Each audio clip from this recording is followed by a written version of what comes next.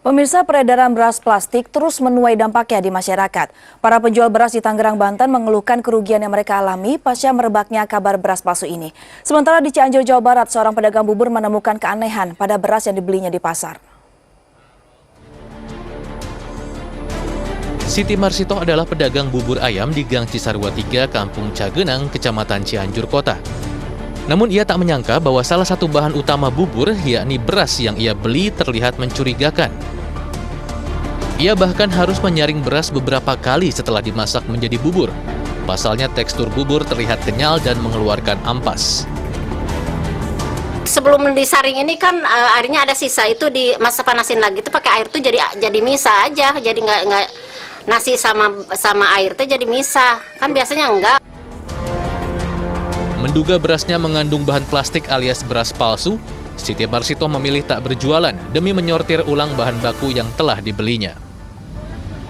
Sementara kerugian serupa juga dialami sejumlah pedagang beras di pasar Cikupa, Tangerang. Belakangan ini banyak konsumen yang enggan membeli beras karena khawatir dengan peredaran beras plastik. Akibatnya para pedagang pun mengaku rugi hingga separuh keuntungan mereka. Gara-gara ada beras plastik itu omsetnya agak menurun 50%. Sudah berapa lama, Bang? Ya semenjak ada beras itu aja. Sementara dugaan beras plastik ditemukan tim gabungan Dinas Pertanian dan Kepolisian Sleman dari dagangan seorang penjual di Pasar Denggung. Si pedagang sendiri mengaku tak mengetahui jika beras yang dijualnya diduga palsu. Ia juga mengakui sejumlah konsumennya mengembalikan beras yang telah mereka beli karena diduga palsu tersebut. Berapa?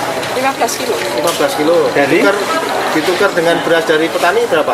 Belum ditukar, orang baru Mau ditukar? baru mau ditukar kok.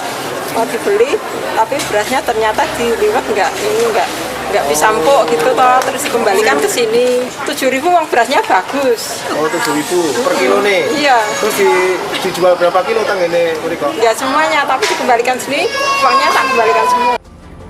Sementara pemeriksaan pasar sendiri dilakukan tim berdasarkan laporan masyarakat terkait adanya penjualan beras palsu di Pasar Denggung.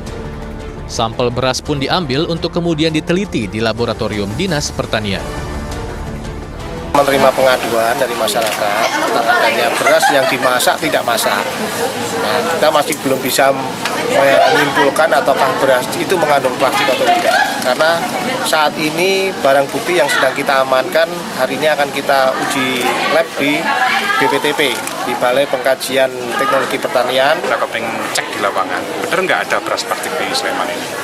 Ternyata dari dua pasar tadi, Pasar Sleman dan Pasar Denggung, setelah kita uji yang paling gampang adalah menenggelamkan beras dengan air. Selain merazia, tim juga melakukan sosialisasi kepada para pedagang dan masyarakat terkait cara sederhana untuk mengenali beras asli atau palsu, yaitu dengan merendamnya ke dalam air. Jika beras itu asli, maka akan tenggelam, sementara beras plastik akan mengambang di permukaan air. Tim Liputan MNC Media.